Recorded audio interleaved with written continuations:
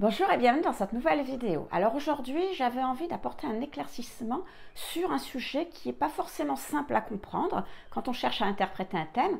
En tout cas, disons que moi, ça m'a posé quelques problèmes au début. C'est la différence qu'il peut y avoir entre le soleil et le nœud nord. Tout simplement parce que quand on parle du soleil, eh bien, on dit que c'est la mission de vie, c'est ce que vous devriez faire ou être pour être le plus épanoui possible. Et puis le nœud nord, eh bien, c'est la mission de vie aussi, c'est-à-dire c'est ce que vous devriez devenir. Donc c'est pas, comme je disais, c'est pas simple de faire la différence entre les deux, d'autant qu'il y a un troisième larron qui vient se mêler à ça, c'est l'ascendant. Et l'ascendant, c'est pareil. On dit que l'ascendant, c'est la personnalité, mais le soleil, c'est aussi la personnalité. Donc comment faire la différence entre les trois? Qu'est-ce que les trois peuvent apporter, vont apporter chacun de leur côté pour finalement créer cette personnalité unique que vous êtes? Eh bien, c'est ce qu'on va voir dans cette vidéo. Et pour que ce soit plus clair, eh bien, je vais me baser sur un thème, c'est-à-dire que vous ne me verrez qu'au début, à l'introduction maintenant et à la conclusion. Et entre, je vous montrerai un thème sur lequel je m'appuierai, même si ce n'est pas une vidéo d'interprétation, mais parce que ça sera plus simple à comprendre. Alors, la personnalité que j'ai choisie pour mieux expliquer la différence qu'il y a entre soleil, nœud nord et ascendant, eh bien, c'est Marie Curie. Alors déjà, parce que c'est une personnalité, je suppose, qui est connue de tout le monde, enfin d'une grande partie, la plus grande partie des gens, et c'est pas évident quand je cherche à choisir des thèmes, de trouver quelqu'un qui soit connu à la fois des plus jeunes et à la fois, on va dire, des plus vieux, des gens comme moi, qui ont déjà un certain âge, et on n'a pas les mêmes références, on va dire. Donc je pense que Marie Curie, c'est quelqu'un qui est à peu près universellement connue. C'est avec son mari, c'est elle qui a découvert le radium. Vous savez que c'est une scientifique du fin 19e, début 20e, et elle a donc découvert le radium. Elle a eu 2 prix Nobel de physique et prix Nobel de chimie. Alors déjà, avoir un prix Nobel, quand on est une femme, c'est pas évident. Il y en a surtout à l'époque, je parle à l'époque, c'était pas ce qui se faisait le plus. Mais 2, bon, je crois qu'à l'heure actuelle, elle est toujours la seule à avoir eu 2 prix Nobel en tant que femme. Donc aujourd'hui, on va voir son thème et c'est elle qui va justement nous aider à comprendre cette différence qu'il y a entre le soleil, le nœud nord et l'ascendant. A tout de suite sur le thème. Alors, nous voici sur le thème de Marie Curie. Allez, je vais l'afficher en haut. C'est le thème que vous pouvez retrouver sur AstroThème. Et aujourd'hui, on va s'intéresser donc au soleil, qui est ici, à l'ascendant, le voilà, et au nœud nord, qui se trouve ici. Et bien entendu, je vais commencer par le soleil, parce que c'est quand même lui qui représente qui vous êtes, qui représente votre personnalité. Et d'ailleurs, le soleil, c'est aussi votre but à réaliser. C'est vraiment ce que vous devriez faire ou ce que vous devriez être pour être le plus épanoui dans votre vie. Alors, il ne s'agit pas forcément d'être quelqu'un de super connu ou de très en vue. En fait, pour être heureux et épanoui, il va falloir faire ce qui est indiqué par le signe, enfin plutôt dans la maison dans laquelle se trouve le soleil. Et la manière de le faire, c'est par le signe qui se trouve dans ce soleil.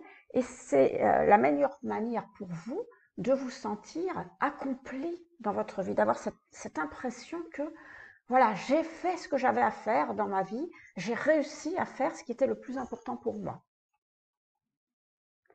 Alors, chez Marie Curie, le soleil se trouve en maison 9 et en scorpion. Donc, quelqu'un qui a le soleil en maison 9 est quelqu'un qui va chercher à donner vraiment du sens à sa vie. Pourquoi? Parce que la maison 9 représente les grandes questions existentielles, ça représente la quête de sens. Donc on a vraiment quelqu'un qui va toujours se questionner sur le sens de la vie en général et le sens de sa vie et chercher à lui donner un sens. C'est quelqu'un qui tout au long de sa vie va parcourir un chemin, développer des croyances, des connaissances, des valeurs, et en même temps, quelqu'un qui va vouloir transmettre ses valeurs, qui va vouloir transmettre ce qu'il a compris, qui va vouloir transmettre les connaissances, son opinion, sa philosophie, tout ce qu'il a pu apprendre tout au long de ce chemin. Et donc, quand on a un soleil en maison 9, on est vraiment quelqu'un qui a un message à faire passer.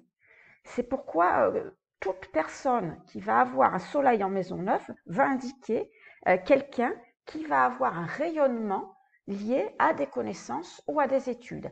Alors, il faut faire attention, là, évidemment, sur les vidéos que je propose en ligne, je suis obligée de prendre des personnalités connues. Bon, ici, c'est Marie Curie, mais des personnalités que tout le monde connaît. Donc, forcément, le rayonnement, quand elles en ont, c'est un rayonnement qui est très important, qui est pour elles international. Mais ça ne sera pas le cas de tout le monde. Tout le monde, tous ceux qui ont un soleil en maison 9 n'ont pas forcément un rayonnement international et n'auront pas forcément des prix Nobel comme Marie Curie. Mais, quoi qu'il arrive, toute personne qui a un soleil en maison 9 aura un rayonnement autour d'elle, autour de cette personne, pardon, au-delà d'ailleurs de son environnement proche, hein, ça sera quelque chose qui va aller au-delà des personnes qu'elle connaît dans sa vie, ses amis, ses relations.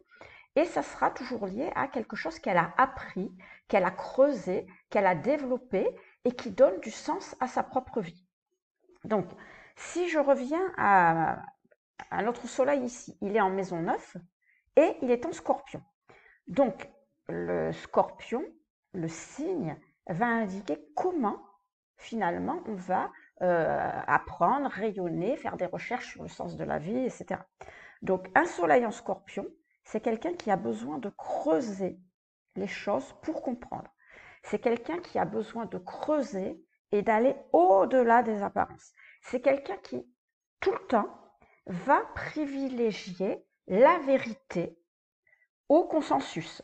C'est-à-dire qu'il va vouloir, cette personne va vouloir aller au-delà de ce qui est caché, et tant pis, finalement, si ça bouleverse un petit peu tout ce qu'on connaît, tout ce qui est, comment je pourrais dire ça, tout ce qui est accepté généralement, qui est dans la norme, etc.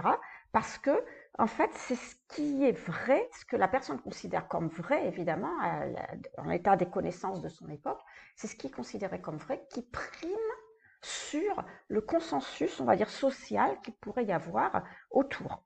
Donc, si je résume pour Marie Curie et pour toute personne qui a un soleil en scorpion et en maison 9, eh bien, cette personne a pour objectif de révéler des connaissances au grand jour. Et donc, révéler des connaissances, c'est faire des découvertes, hein, c'est révéler des choses qui ne sont pas connues encore, donc on appelle ça des découvertes. Donc, cette personne, et notamment Marie Curie, doit faire des découvertes et doit les transmettre, même si ça bouscule et même si ça remet en question ce qui est établi à son époque. Ça, c'est son but de vie, c'est le but qu'elle doit réaliser, c'est représenté par le soleil. Alors, maintenant, on va s'intéresser à l'ascendant qui est ici. Parce que l'ascendant représente le meilleur moyen pour arriver à réaliser son soleil et donc arriver à réaliser son but de vie. Alors, évidemment, l'ascendant va représenter la personnalité, on le sait, hein, c'est la personnalité extérieure, celle qui est la plus visible, et c'est justement comme ça que vous communiquez avec les autres, c'est comme ça que les autres vous perçoivent, qu'ils vous connaissent ou qu'ils ne vous connaissent pas, et donc c'est la meilleure manière pour vous, la meilleure façon d'être perçu pour finalement arriver à réaliser votre but de vie. Donc on voit que Marie Curie est quelqu'un qui doit faire des découvertes et qui doit les révéler au grand jour. Et ici, on a un ascendant Capricorne. Alors vous savez, l'ascendant Capricorne, c'est pas le petit rigolo, hein, le Capricorne dans le zodiaque. Hein, c'est celui qui est très sérieux, qui est réservé, qui peut avoir un côté un peu froid. Hein, mais voilà, c'est quelqu'un qui donne l'apparence d'être quelqu'un sur qui on peut compter, quelqu'un qui peut prendre ses responsabilités. Donc effectivement, si vous êtes quelqu'un qui fait des découvertes et qui devez les transmettre, on est d'accord que c'est plus facile si vous avez l'apparence de quelqu'un de sérieux et qui est responsable que de quelqu'un qui paraît pour un petit rigolo sur qui on ne peut pas compter, qui n'est pas fiable. Donc déjà, c'est une bonne chose. D'ailleurs, on voit qu'il y a... Attendez, je me replace sur l'ascendant. Vous voyez, regardez ce trait bleu entre l'ascendant. On le voit ici, après, je vais vous le faire apparaître, vous verrez mieux. Et puis le soleil, eh bien, il y a un sextile. Donc, ça veut dire que les deux planètes fonctionnent la main dans la main et s'entraident. Donc l'ascendant, déjà en temps normal, il est là pour représenter le meilleur moyen pour arriver à réaliser votre soleil. Mais là, en plus, ça tombe bien, il s'entraide, donc c'est parfait. Donc, pour Marie Curie, le meilleur moyen d'arriver à réaliser son soleil, c'est-à-dire, faire des découvertes et les transmettre aux autres, eh bien, ça va être d'être ambitieuse en plus. Parce que le Capricorne, c'est quelqu'un d'ambitieux. Le meilleur moyen pour elle, ça va être de viser haut. Ça veut dire qu'elle va devoir faire aussi le travail nécessaire et les efforts pour y arriver. Parce que ça ne va pas être un long chemin bordé de pétales de rose, comme on dit. Ce sont des recherches, c'était compliqué. C'était pas évident, c'est sûr. Et donc, ces qualités, en plus de la faire paraître pour quelqu'un de sérieux et de responsable, en plus, ça lui a donné les qualités d'aller au bout des choses, d'être capable de sacrifier beaucoup de choses pour la réalisation de ses ambitions et d'être capable de vouloir justement réaliser ses ambitions. Vous savez que le Capricorne, comme on dit, seul le résultat compte. Donc, c'est quelqu'un qui va être capable d'aller, comme je vous le disais, au bout du bout, jusqu'à l'ait parfaitement compris, jusqu'à ce qu'elle ait approfondi, découvert ce qui était caché, ça c'est le Scorpion qui en parle, pour le rendre visible. Donc on voit bien que avec l'ascendant Capricorne, eh bien, elle est vraiment aidée dans son but de vie, parce que comme je vous le disais avec le sextile, les deux vont travailler ensemble. Donc c'est quelqu'un qui va fouiller, qui va creuser, qui va chercher, Scorpion, aller toujours plus loin, maison 9, et ne rien lâcher tant qu'elle n'aura pas de résultats et des résultats concrets, le Capricorne. Alors, maintenant, on va s'intéresser au nœud nord. Alors, si le soleil représente le but à réaliser, votre but de vie, on va dire, si l'ascendant représente les meilleures qualités, la meilleure façon d'y arriver, l'ascendant il était là, pardon, eh bien le nœud nord, lui, va représenter les meilleures conditions pour que vous arriviez à réaliser quoi? Votre soleil, bien évidemment, parce que c'est lui qui est au centre et c'est lui que vous devez absolument réaliser. Alors, le nœud nord ici, il est en maison 8 et en vierge. Alors vous allez me dire, il suffit d'appliquer ce qui est dit en maison 8 et en vierge. Sauf que c'est pas si simple, parce que si vous avez déjà entendu parler du nœud nord, eh bien, vous avez aussi entendu parler de son opposé. Alors on ne voit pas, il n'est pas inscrit, mais il se trouve carrément à 180 degrés, donc il est là. Et donc il va se retrouver quelque part par ici, en maison 2 et en poisson. Et donc, ce que l'on fait naturellement dans la vie, ce que l'on va faire sciemment, les conditions dans lesquelles on va se mettre et que l'on va utiliser naturellement, je dirais, c'est les conditions du poisson et de la maison 2, c'est-à-dire du nœud sud. Et donc, pour revenir à notre nœud nord, le truc, c'est qu'il va falloir sciemment, consciemment, le développer pour créer dans votre vie les conditions optimales qui vont vous permettre de réaliser votre but, votre soleil. Alors, chez Marie Curie, le nœud nord, ici, comme vous le voyez, il se trouve en maison 8. Donc, maison 8, je vous rappelle, c'est la maison de la transformation. Et d'ailleurs, c'est aussi la maison du Scorpion, ce qui fait quand même résonance avec le soleil, même si voilà, je l'ai marqué, mais je ne vois pas. Il devrait y avoir un sextile ou pas loin d'un sextile, d'ailleurs, entre le nœud nord et le soleil. Mais bon, bref. Donc, avec son nœud nord en maison 8, Marie Curie doit arriver dans sa vie à remettre en cause ses propres certitudes. C'est quelqu'un qui devra toujours remettre en cause ce qu'elle sait, ce en quoi elle croit, toutes ses certitudes, comme je viens de vous le dire. C'est en se mettant dans la peau de quelqu'un qui envisage les choses sous un angle toujours différent, c'est donc en adoptant cette attitude mentale qu'elle créera les meilleures conditions pour réaliser son soleil. Alors, le nœud nord de Marie Curie, il n'est pas qu'en maison 8, il est aussi en vierge. Ce qui veut dire que son nœud sud, les qualités naturelles sur lesquelles qu'elle a et sur lesquelles elle peut s'appuyer, ce sont l'imagination et l'intuition.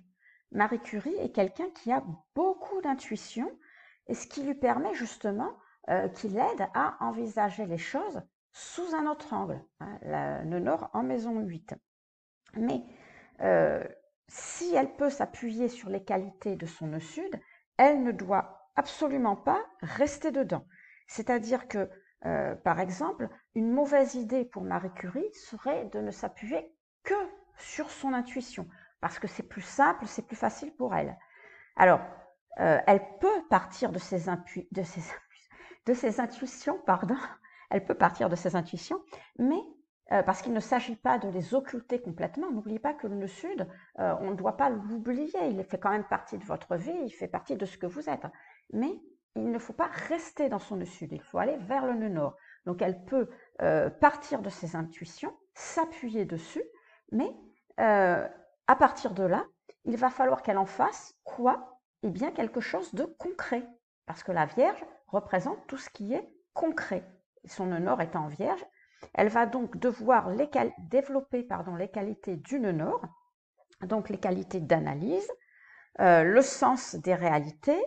Elle doit accepter ce qui est concret, elle doit accepter les faits, tout ce qui est représenté par le signe de la Vierge. Elle doit être perfectionniste, méticuleuse, aller au bout des choses. Alors là, on retrouve bien les qualités d'un signe de terre, que ce qui sont aussi les qualités de l'ascendant. Vous voyez, tout ça, ça va bien ensemble. Et si naturellement Marie Curie a tendance à douter d'elle-même, parce que c'est un nœud sud en poisson, donc vous savez, les signes d'eau et le poisson en particulier ont tendance à douter, ne sont pas très sûrs, d'autant plus qu'elle a sa lune aussi en poisson, donc ça conforte un petit peu ce côté où on n'est pas très sûr de soi et où on doute justement.